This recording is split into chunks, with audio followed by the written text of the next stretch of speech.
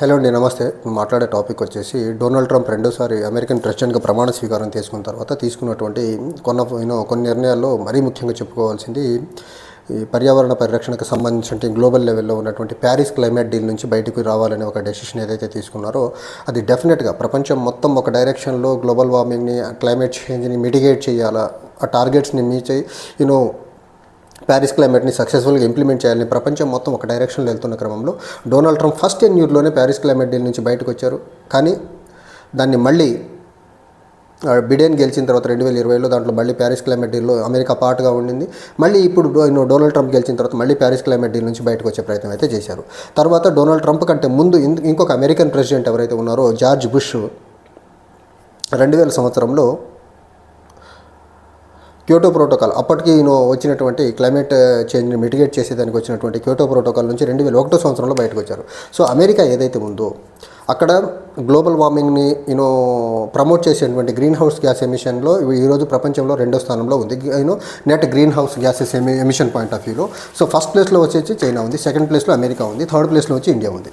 అయితే ఈ క్రమంలో ప్రపంచం మొత్తము మరీ ముఖ్యంగా పూర్ కంట్రీస్, కోస్ట్ లైన్కి దగ్గరగా ఉండేటువంటి కంట్రీస్ అండ్ ఇవి గ్లోబల్ వార్మింగ్ యొక్క ఎఫెక్ట్ని చాలా పెద్ద మొత్తంలో తీవ్రంగా నష్టపోయేదానికి దగ్గర పడుతున్న ఈ క్రమంలో యుఎస్ లాంటి dominant economy, second largest global emitter of greenhouse గ్యాసెస్గా ఉన్నటువంటి అమెరికా ఇలాంటి డీల్స్ నుంచి, మల్టీలేటరల్ డీల్స్ అవనివ్వండి, లేకపోతే క్లైమేట్ చేంజ్ని మిటిగేట్ చేసేదానికి వచ్చినటువంటి ఎనీ ప్రోటోకాల్ నుంచి బయటికి రావడం అనేది డెఫినెట్గా ఇది ఒక డెట్రిమెంటల్గానే పాలసీగానే చూడాల్సి ఉంటుంది. అండ్ ఇది కంప్లీట్గా ఒక రిగ్రెసివ్, ఒక రిట్రావర్డ్ డెసిషన్ ఆఫ్ అమెరికాగానే చూడాల్సి ఉంటుంది. ఇక్కడ మనం ఈ డెసిషన్లో ప్రధానంగా మనకు అనిపిస్తుంది ఏంటి అంటే, ఖచ్చితంగా అమెరికా ప్రపంచం యొక్క ఇంట్రెస్ట్లన్నింటినీ పక్కన పెట్టేసి, ప్రపంచ దేశాల ఇంట్రెస్ట్లన్నీ పక్కన పెట్టేసేసి America as well as American యొక్క బిజినెస్ పీపుల్ యొక్క ఇంట్రెస్ట్ని ప్రమోట్ చేసేదానికి చాలా ప్రముఖంగా ముందుకెళ్తున్నట్టయితే కనిపిస్తూ ఉంది. ఇదొకటే ఇప్పుడు క్యోటో ప్రోటోకాల్ను అంతకుముందు బుష్ బయటకు వచ్చినట్టు, లేకపోతే ప్యారిస్ క్లైమేట్ డీల్ నుంచి ఇప్పుడు ట్రంప్ బయటకు వచ్చినట్టు కాకుండా WHO లాంటి సంస్థ అవనివ్వండి, UN అవనివ్వండి, నాటో, వీటన్నిటి మీద Donald Trump America related support ఏదైతే ఉందో వాటిని మెల్లమెల్లగా తగ్గించుకుంటూ వచ్చి ఈ మల్టీలేటరల్ సిస్టమ్ ఏదైతే ఉందో దాన్ని పెద్ద మొత్తంలో దెబ్బ కొట్టేదానికి చాలా భయంకరంగా పూనుకుంటున్నాడు. సో ట్రంప్ 2.0 సెకండ్ టెన్యూర్ ఏదైతే ఉందో డెఫినెట్గా ప్రపంచానికి ఒక నెగటివ్ డైరెక్షన్లో, ఒక భయానక సిచ్యువేషన్లో తీసుకునేదానికి చాలా బలంగా కనిపిస్తున్నట్టయితే చాలా ప్రస్ఫుటంగా కనిపిస్తుంది. సో పక్క క్లైమేట్ డీల్ నుంచి బయటకు వచ్చేసారు. ఇంకో పక్క అమెరికా చేస్తున్నటువంటి ఈ డెమోక్రాట్స్ అవనివ్వండి, రిపబ్లికన్స్ ఎవరు పవర్లో ఉన్నా కానీ ఓ పక్క పెట్రోలియం, డీజిల్ ప్రోడక్ట్స్ పెద్ద మొత్తంలో వాడటం వల్ల గ్రీన్ హౌస్ గ్యాసెస్ ఎమిషన్ పెరిగిపోతూ ఉండటంతో ప్రపంచంలో ఈ ఎమిషన్స్ లెవెల్ని తగ్గించేదానికి crude oil as well as petroleum products యూసేజ్ని తగ్గించుకుంటూ ముందుకెళ్తున్న క్రమంలో అమెరికా మాత్రం టైమ్ అండ్ అగైన్ అక్కడ అమెరికన్ పీపుల్ యొక్క బిజినెస్ ఇంట్రెస్ట్ని కాపాడేదానికి ఆయిల్ ప్రొడక్షన్ని, గ్యాస్ ప్రొడక్షన్ని పెద్ద మొత్తంలో పెంచుకుంటూ వెళ్తుంది ప్రొడక్షన్. మరీ ముఖ్యంగా బిడెన్ టెన్యూర్లో 2020-2024 మధ్యకాలంలో క్రూడ్ ఆయిల్ ఎక్స్ప్లోరేషన్లో అమెరికా ఆల్మోస్ట్ తన టార్గెట్స్ మొత్తాన్ని దాటుకుంటూ ముందుకెళ్ళిన పరిస్థితి చాలా ప్రస్ఫుటంగా కనిపిస్తుంది. అండ్ ప్రపంచం మొత్తంలో ఇప్పుడు అమెరికా మనకు లార్జెస్ట్ క్రూడ్ ఆయిల్ ప్రొడ్యూసర్గా ఆ రికార్డ్ని 2023లోనే అచీవ్ చేసేసింది. అంతకుముందు మనకు సౌదీ అరేబియా, లేకపోతే ఇరాన్, ఇరాక్ లాంటి కంట్రీస్ నుంచి పెద్ద మొత్తంలో క్రూడ్ ఆయిల్ ప్రొడక్షన్ జరుగుతూ ఉండేది. కానీ 2023లో అమెరికన్ టార్గెట్ ఏదైతే ఉందో క్రూడ్ ఆయిల్ ప్రొడక్షన్లో గ్లోబల్ నెంబర్ 1 కంట్రీగా ఎమర్జ్ అయిపోయింది.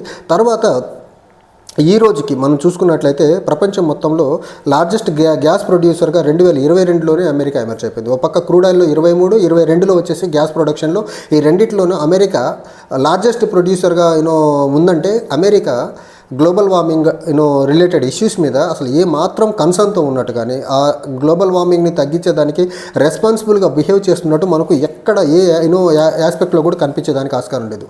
ఎందుకంటే అమెరికా ఒకప్పుడు crude oil production as well as natural gas ప్రొడక్షన్లో ఆల్మోస్ట్ 5th or 4th ప్లేస్లో ఉన్నటువంటి అమెరికా ఈరోజు అన్ని కంట్రీస్ని సర్పాస్ చేసుకుని 2022లో గ్యాస్లో నెంబర్ 1 పొజిషన్కి వచ్చింది. 23లో మనకు క్రూడ్ ఆయిల్ ప్రొడక్షన్లో నెంబర్ 1 ప్లేస్కి వచ్చిందంటే అసలు అమెరికాకి ప్యారిస్ క్లైమేట్ డీల్ అవనివ్వండి, క్యోటో ప్రోటోకాల్ అవనివ్వండి, లేకపోతే other any convention related to mitigation of global warming and climate change రిలేటెడ్లో ఆస్పెక్ట్లో అసలు వీటిని హానర్ చేసేదానికి అమెరికా ఎక్కడ కానీ చిత్తశుద్ధితో ఉన్నట్టయితే కనపడట్ల. వాళ్ళకు చాలా క్లియర్గా American business interest and Trump చెప్తున్నట్టు మేక్ అమెరికా గ్రేట్ అగైన్ అనేదే చాలా వాళ్ళ ఎజెండాగా ఉంది తప్ప ప్రపంచంలో ఏ దేశాలు గ్లోబల్ వార్మింగ్ వల్ల, క్లైమేట్ చేంజ్ వల్ల ఎన్ని ఇబ్బందులు పడుతున్నాయి, ఎంతమంది ప్రపంచంలో ఉన్నటువంటి ప్రజలు పేదరికంలో వెళ్ళేదానికి ఆస్కారం ఉంది, కొత్త కొత్త డిసీజెస్తో ఎఫెక్ట్ అయ్యేదానికి ఆస్కారం ఉంది అనేది మాత్రం అమెరికాకు అసలు ఎక్కడ పడుతున్నట్టే కనపట్లేదు. అమెరికా చాలా క్లియర్గా make the America great again, అమెరికాని మళ్ళీ ప్రాస్పరస్, మరీ ఇంకా రిచెస్ట్ కంట్రీగా చేయాలనే ఒక దృఢ నిశ్చయంతో అమెరికన్ అడ్మినిస్ట్రేషన్,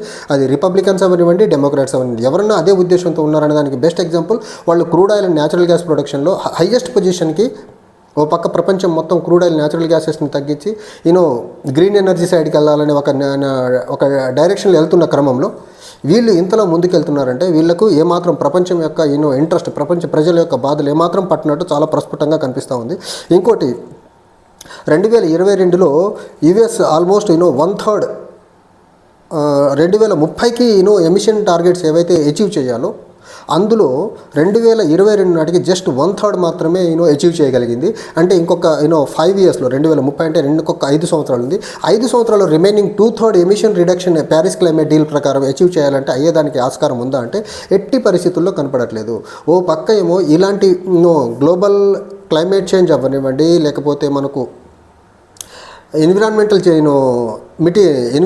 యాడ్వర్స్ ఎఫెక్ట్స్ అవ్వనివ్వండి, వీటన్నిటిని పెంచేదానికి దోహదపడుతున్నటువంటి గ్రీన్ హౌస్ గ్యాసెస్ ఎమిషన్ని రిడక్షన్ చేయకుండా ఇంకో పక్కేమో crude oil as well as natural gas ప్రొడక్షన్లో అమెరికా లీడర్గా ఎమర్జ్ అవ్వాలనే కోరిక ఏదైతే ఉందో అది ఖచ్చితంగా ప్రపంచ దేశాల పాలిట మరీ ముఖ్యంగా third world countries and developing countries విషయంలో మాత్రం చాలా పెద్ద మొత్తంలో నెగిటివ్గా, చాలా క్లియర్గా నెగిటివ్గా మారేదానికి ఆస్కారం ఉంది. అయితే ఇక్కడ అమెరికా ఇంకోటి, డొనాల్డ్ ట్రంప్ ఇప్పుడు మళ్ళీ గెలిచిన తర్వాత ఇలాంటి వీటితో ఏదైతే natural gas gas production, crude oil ప్రొడక్షన్లో ముందుకెళ్తున్నారో ఇవి కాకుండా యూరోపియన్ యూనియన్ లాంటి కంట్రీస్, తర్వాత బ్రిక్స్ లాంటి కంట్రీస్ మీద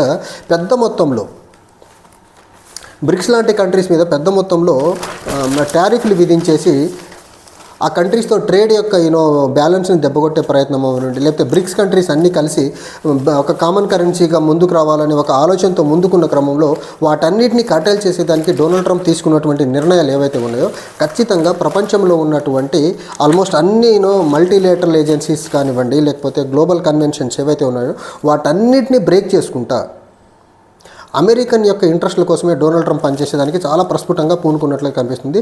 సో ఇక్కడ ట్రంప్ ఆల్మోస్ట్ వార్నింగ్ ఇచ్చారు యూరోపియన్ యూనియన్ కంట్రీస్కి 10% టారిఫ్ విధించేదానికి. అమెరికా యూరోపియన్ యూనియన్ నుంచి వచ్చే గూడ్స్ మీద టారిఫ్ విధించేదానికి పూనుకుంటున్నాడు. At the same time China మీద కూడా అదే పందాతో ఉంటున్నాడు. బ్రిక్స్ కంట్రీస్ కూడా కామన్ కరెన్సీ ఎజెండాతో వస్తే బ్రిక్స్ కంట్రీస్ మీద కూడా ఇలాంటి టారిఫ్స్ 100% టారిఫ్ విధించేదానికి ఎలాంటి వెనకడుగు వేసేదానికి మాత్రం ట్రంప్ సిద్ధంగా లేడని మాత్రం చాలా ప్రస్ఫుటంగా కనిపిస్తూ ఉంది. చూడాలి ట్రంప్ డెసిషన్స్ ప్రపంచంలో ఉన్నటువంటి ఏ దేశాన్ని ఏ రకంగా ఇబ్బంది పెడతాయనేది మాత్రం చూడాలి. ఈ విషయంలో మరీ ముఖ్యంగా బ్రిక్స్ కంట్రీస్, తర్వాత యూరోపియన్ యూనియన్ లాంటి బ్లాక్స్ ఎలా రెస్పాండ్ అవుతాయో చూడాలి. ఎందుకంటే మనకు ప్యారిస్ డీల్ నుంచి బయటికి రావడం వల్ల బ్రిక్స్ కంట్రీస్, యూరోపియన్ యూనియన్తో పాటు పూర్ కంట్రీస్ ఎలాగో ఎఫెక్ట్ అవుతున్నాయి. కానీ పూర్ కంట్రీస్కి అంత వాయిస్ లేదు కాబట్టి 2 మేజర్ బ్లాక్స్గా కనిపిస్తున్నటువంటి European union as well as మనకు బ్రిక్స్ కంట్రీస్ రెస్పాండ్ అయ్యి అసలు ట్రంప్ యొక్క డెసిషన్స్ని ఏమన్నా ఇన్ఫ్లుయెన్స్ చేసేదానికి ఆస్కారం ఉందా లేదా అనేది చూడాలి. కానీ ట్రంప్ ఎవరి మాట వినేదానికి సిద్ధంగా ఉన్నాడంటే దరిదాపుల్లో లేనట్టయితే చాలా క్లియర్గా కనిపిస్తూ ఉంది. Thank you.